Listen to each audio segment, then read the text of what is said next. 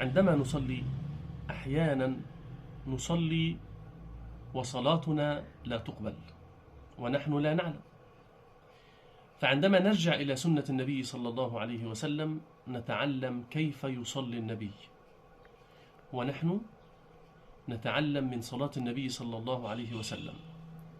فالحديث الذي سنذكره الآن يعلمنا كيف نصلي وكيف تكون صلاتنا فيها خشوع لله عز وجل وتكون صلاتنا مقبولة.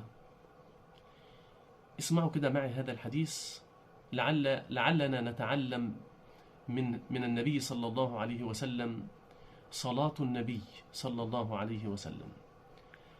حديث أبي هريرة رضي الله عنه أن النبي صلى الله عليه وسلم دخل المسجد فدخل رجل فصلى، ثم جاء فسلم على النبي صلى الله عليه وسلم، فرد النبي صلى الله عليه وسلم السلام، فقال ارجع فصلي فإنك لم تصلي، فصلى، ثم جاء فسلم على النبي صلى الله عليه وسلم، فرد النبي صلى الله عليه